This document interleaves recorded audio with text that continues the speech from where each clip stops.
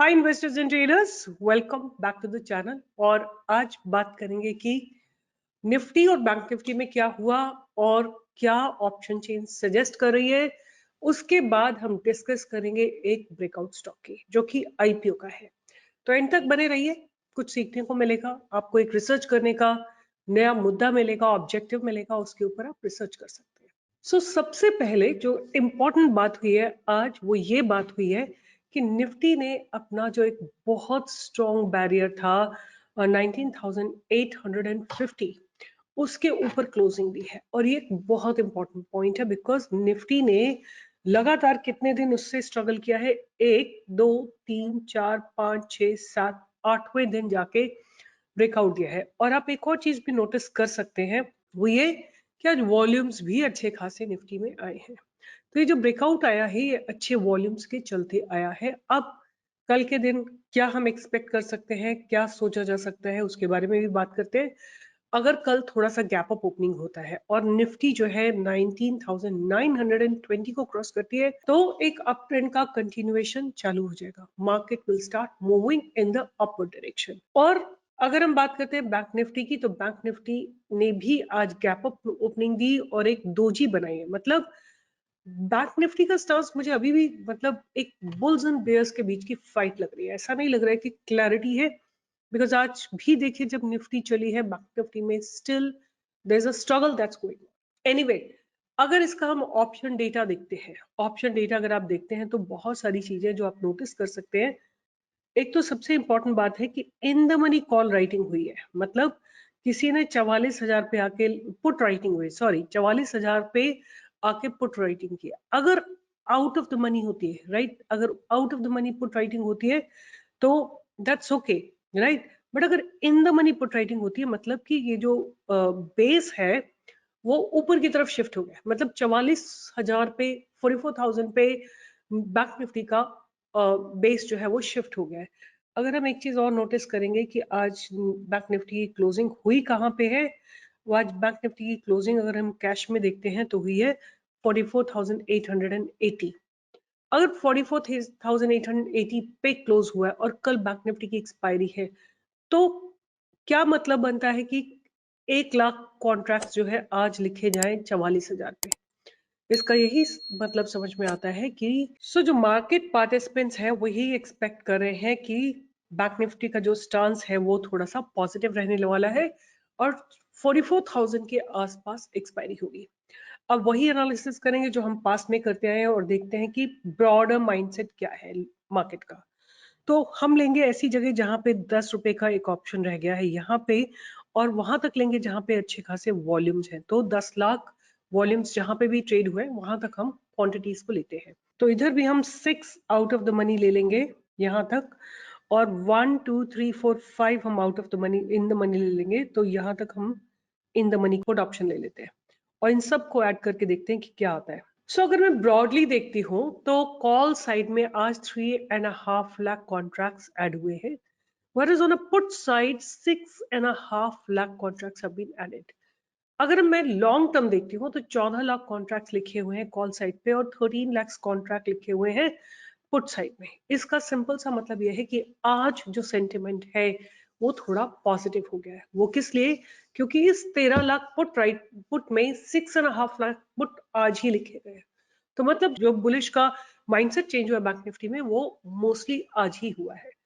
तो हमको क्या चीज ध्यान रखनी है कि 44,000 एक बहुत बड़ा सपोर्ट बन गया है अब बैंक निफ्टी को, और एक 43,800। तो ये जो लोग हैं ना ये बहुत सेफ ऑप्शन राइटर्स हैं जिन्होंने 44,800 के ऊपर ही काफी सारी राइटिंग कर रखी है। बट कल एक्सपेक्ट किया जा सकता है कि 44,000 के आसपास बैंक निफ्टी कहीं जाके एक्सपायर हो। तो स्टांस अभी पॉजिटिव ही लग रहा है।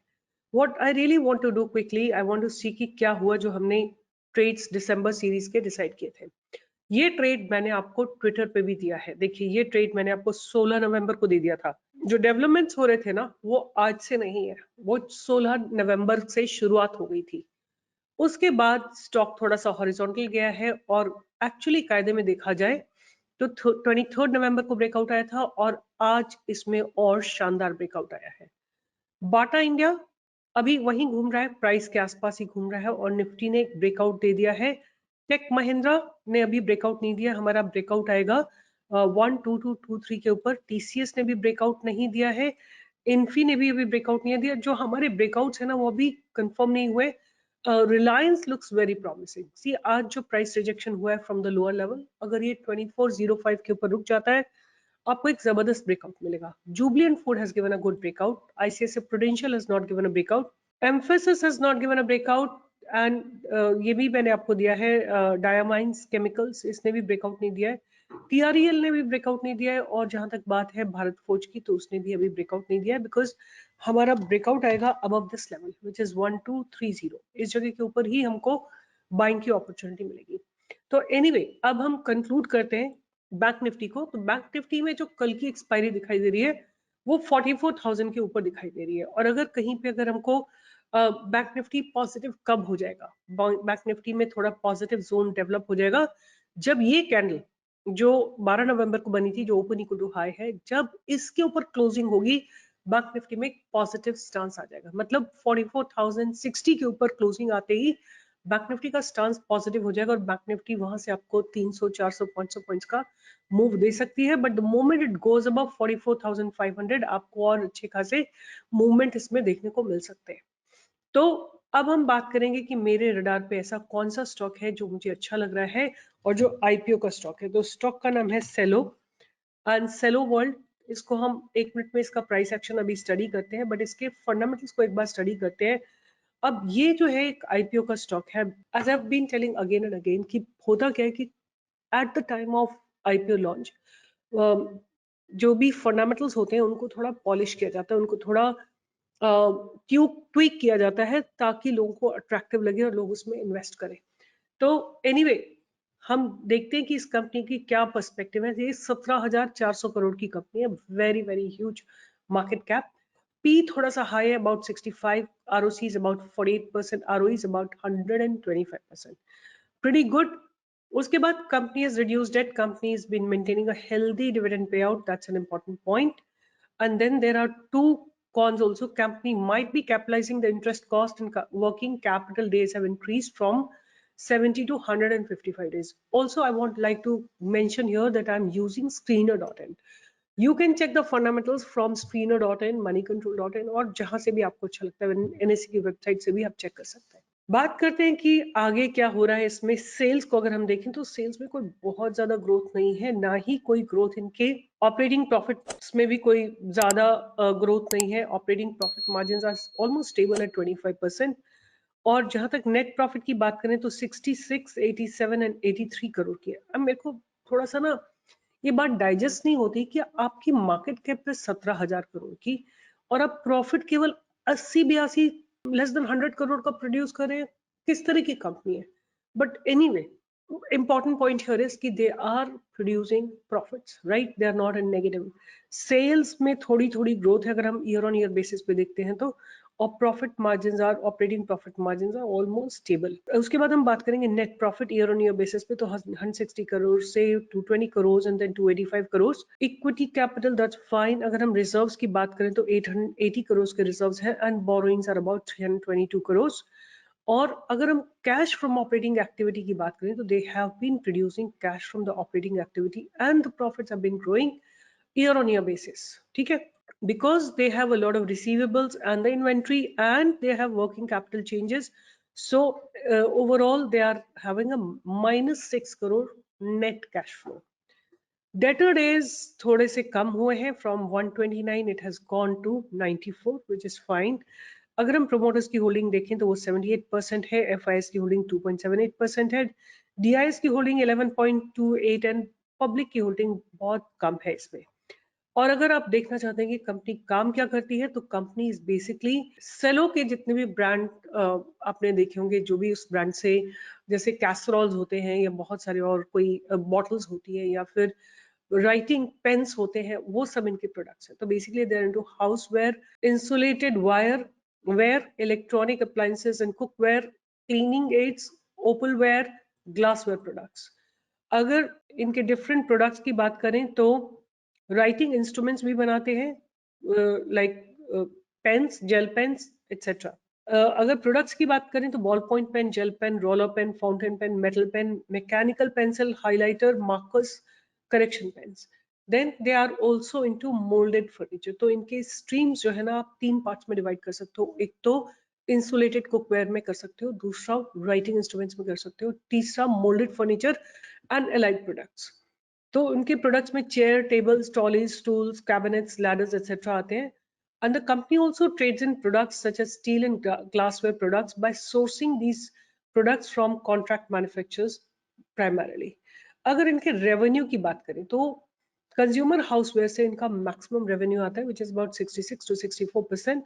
66% राइटिंग इंस्ट्रूमेंट से आता है करीब 16% and moulded furniture say about 18%। Overall इनके 717 डिस्ट्रीब्यूटर्स हैं और 58,716 retailers हैं across India.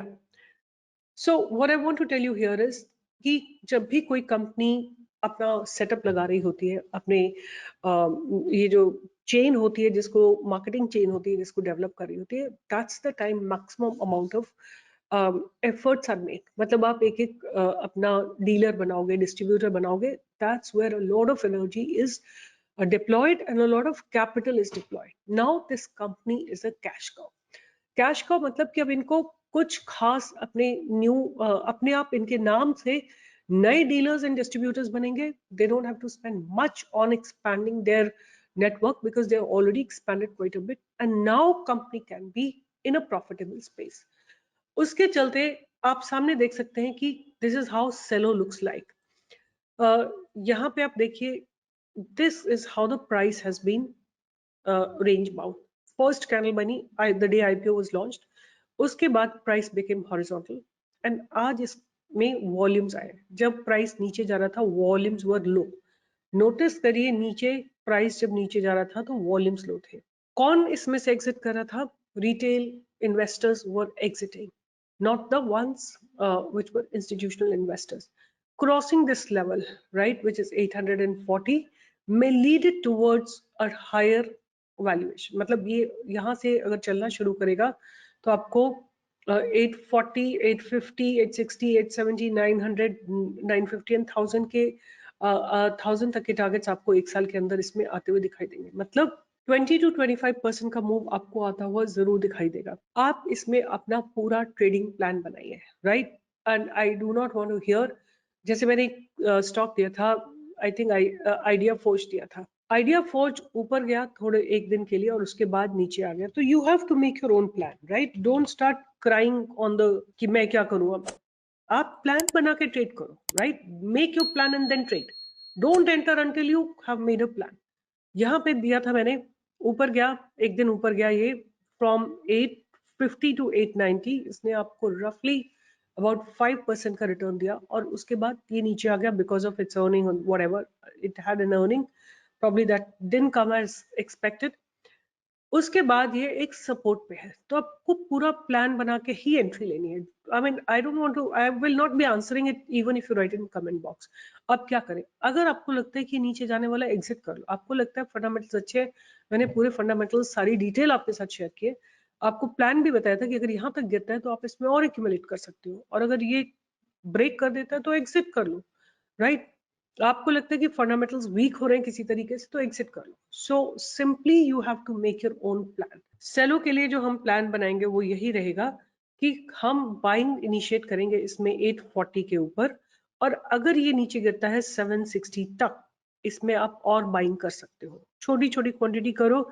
जब 840 के ऊपर चला जाता है आप बाय करो, फिर ये रिट्रेस करने आता है। सपोज प्राइस गोज अप, पैसे प्राइस ऊपर जाता है और फिर नीचे आता है, रीटेस्ट करता है और फिर इस बैरियर को ब्रेक करता है, आप और क्वांटिटी ऐड कर सकते हो। और यहाँ पे अगर ये सपोर्ट लेता है तो यहाँ पे ऐड कर सकते हो, रिट्रेस करके बाउंस बैक करता है, आप यहाँ पे थोड़ी और क्वांटिटी ऐड कर सकते हो। That is how you will go. और अगर सपोज ये गिर जाता है, गिरने के रीजन कुछ भी हो सकते हैं कि स्टॉक में जो है कोई इंटरनेशनल न्यूज आ गई, मतलब not stock but in general market में कोई नेगेटिव न्यूज आ गई और ये नीचे गिर जाता है, तो अगर अच्छा स्टॉक नीचे गिरता है आपको अच्छी अपॉर्चुनिटी मिलती है एक्यूमुलेट करने की। बट सपोज ये यहीं से गिर के वापस बाउंस करता है तो इसका ट्रेंड कंफर्म हो जाएगा कि ये ऊपर चलने के लिए तैयार है। जैसे ही ये बैरियर क्रॉस होगा आप इसमें और एंट्री ले सकते हैं। तो this is how you can trade your plan. Do not rush ask in comment box नीचे चला गया अब क्या करूं. एग्जिट कर लो अगर आप नहीं बेयर कर सकते, एग्जिट कर लो अगर आप अपने प्लान नहीं बनाया नीचे चला गया तो जाने दो. कई बार ऐसा होगा, कई स्टॉक्स नीचे चले जाएंगे. I am if I have not I have given doesn't mean stock को एक ही डायरेक्शन में जाना है. Stock can go up, stock can come down, but you take the responsibility of what you're doing. I'm not telling you what capital to deploy. I have told you कि capital को 10 parts में divide कर लो और 10 stocks में divide कर दो. मैं जितने स्टॉक्स लेती हूँ उनमें बेयरली एक और दो में स्टॉप लॉस हिट होता होगा या नीचे जाते होंगे, अदरवाइज सब में मूवमेंट आता है. ध्यान से एंट्री करो, सोच समझ के एंट्री करो और अपनी कैपिटल को प्रोटेक्ट करो, अपने प्रॉफिट्स को प्रोटेक्ट करो, and then only you will be a profitable trader. So with this I will be signing off and you can join me for live trading every single day from 10 to 11 where we make good money. And आज का trade मैं आपको दिखा देती हूँ जो हमने live market में किया था. आज का ट्रेड था NIACL का. We entered in NIACL at about 122. यहाँ पे कहीं पे हमने एंट्री ली थी, इस जगह पे हमने एंट्री ली थी 220 पे और it made a high of 237. छोटे स्टॉक में इंट्राडे में आपको अगर 15 पॉइंट्स मिल रहे हैं और 5 टाइम लेवरेज मिल रही है, it's a huge amount of return that you are getting. So stay tuned for such beautiful trades and with this I will be signing off. See you in the live market. But अपने trade की responsibility लेना सीखिए. Do not right आपने दिया था तो मैंने किया. मैंने तो नहीं बोला था आपको, मैंने तो शेयर किया था. चॉइस तो आपने बनाई थी ना. तो start taking responsibility of your trades. Bye bye, take care, and only objective that I have and my team has that you make money irrespective. But अगर आप ट्रेड मैनेज नहीं करोगे, मनी मैनेज नहीं करोगे, रिस्क मैनेज नहीं करोगे तो आपको कौन बचाएगा बताओ. कोई नहीं बता सकता, आप ही खुद को बचा सकते हो. Bye bye, take care, and मेरी जितनी भी बातें हैं उनको पॉजिटिव लीजिए और काम करिए उनके ऊपर. Bye bye, take care.